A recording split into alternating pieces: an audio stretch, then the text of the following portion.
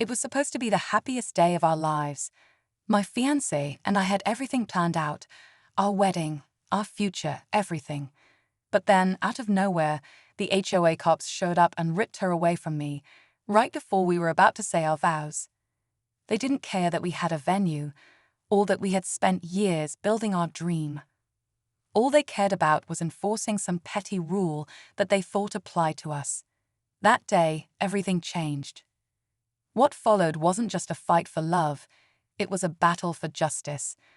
I wasn't going to let some corrupt HOA take everything we had worked for, so I did what most people wouldn't dare. I sued them, and not just for some small payout. I took them to court, tore their empire apart, and watched them crumble under the weight of their own greed. The best part? It wasn't just the money that was at stake. By the end of it all, I walked away with something far more valuable, something they'd never expected. The HOA didn't just lose their case, they lost everything. What happened next was the ultimate twist. Stick around because the story's far from over. It all started when we decided to settle down in this quiet little neighborhood. The kind of place you think is perfect for raising a family. We found a house we loved, a piece of land we could call our own, and for a while everything felt right. But then came the HOA. At first, they seemed harmless, just a group of people trying to keep the neighborhood neat and tidy. But it didn't take long to see the truth. Their rules were absurd, the fines were excessive, and their power was unshakable. It started small. They fined us for having a garden in the front yard, then for having a mailbox that wasn't approved. Every week, we received a new letter, a new fine, and soon it felt like they were targeting us. We tried to comply, tried to play nice, but it was never enough. The day they showed up at our wedding was the tipping point. They'd somehow found a way to twist some old regulation and claimed our venue was in violation.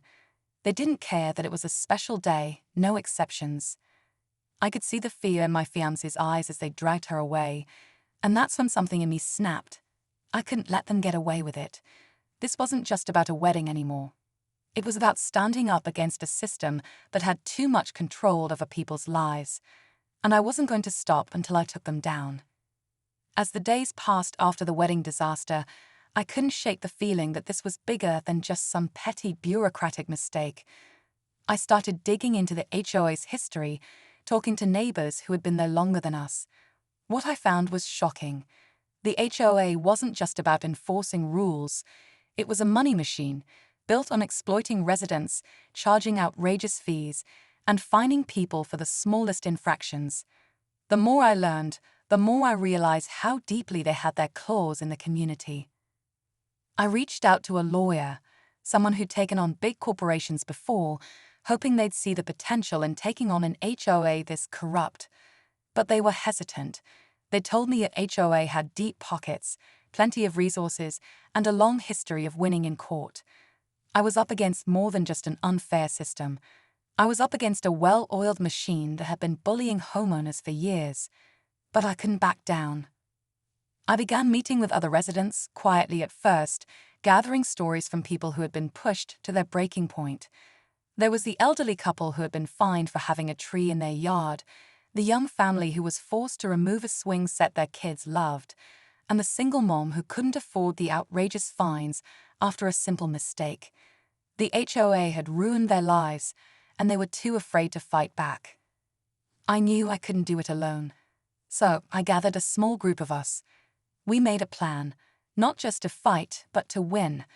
But the deeper I got into this fight, the more I realized how dangerous this was becoming. The HOA wasn't going to just roll over. If we pushed too hard, they would retaliate in ways we couldn't even imagine, and I could feel the pressure mounting. It was one thing to stand up for justice.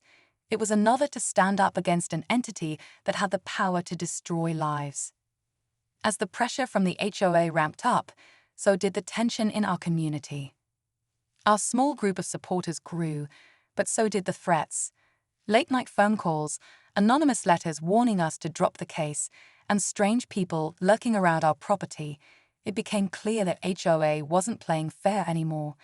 They weren't just fighting us in court, they were trying to scare us into submission. and I felt the weight of it all, especially with my fiancé and the baby on the way. Every decision felt like it could tip us into something far darker. I spent hours in meetings with our lawyer, going over every detail of the HOA's actions, trying to find a crack in their armor. We needed something big, something that would force them to back down. Then we found it, a series of shady financial transactions that tied the HOA to a few local developers. It was all starting to make sense. The fines, the regulations, they weren't just for maintaining property values. They were a cover-up for something far more sinister.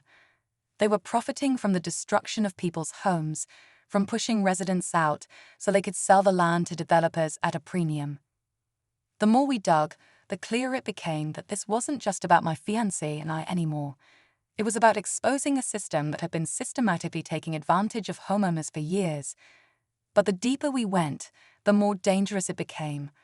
Our lawyer's office was broken into, our files were tampered with, and our homes were under constant surveillance. The HOA had too much power, and it was becoming a fight for survival. I couldn't stop now. Not when so many people were counting on us. But the next move, what we did next, was going to be the riskiest one yet. The stakes had never been higher, and every step forward felt like we were walking straight into a trap. We were so close to the truth, but the truth was a weapon, and I wasn't sure who it would destroy first. Just when I thought I had everything lined up for the final push, the second twist came crushing down. It was late one night, just as I was about to head to bed, when my phone rang. It was a number I didn't recognize, but something told me to pick up.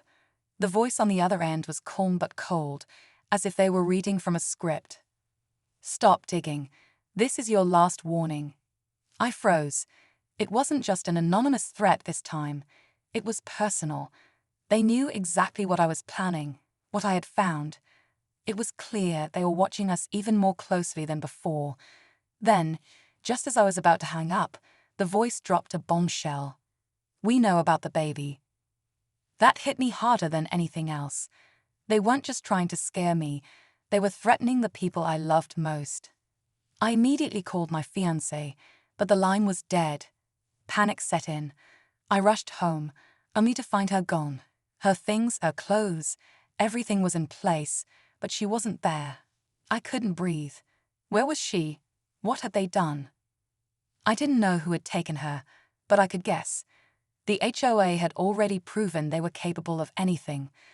They were no longer just a group of bureaucrats with too much power. They were a network of people willing to destroy anyone in their way. And I had become their target. With my fiancé missing and everything I had worked for on the line, I was left with a choice. I could continue digging, exposing the corruption that ran through the HOA's veins, but at what cost? Or I could step back, try to play it safe, and hope they'd let us go. But I knew, deep down, that there was no turning back now. The clock was ticking. My fiancé's life, and our future, was hanging in the balance. I couldn't wait any longer. I knew I had to make a move, fast. The HOA was too powerful, too dangerous for me to play by their rules. With my fiancé missing and everything hanging by a thread, I went to the one place I hadn't been before, the heart of the HOA's operations. It was an old building on the edge of town, not too far from the development projects they had been pushing. I knew they'd be there, hidden in plain sight, running their shady deals and manipulating everything behind closed doors. When I arrived, my heart pounded in my chest.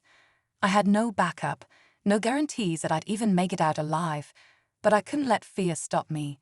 I stormed through the front doors, demanding answers, and then I saw her, my fiancé, tied to a chair in a back room, looking terrified but alive. Relief flooded me, but the anger that followed made my blood boil. As I untied her, a figure stepped out from the shadows. It was the last person I expected, someone I thought was on my side.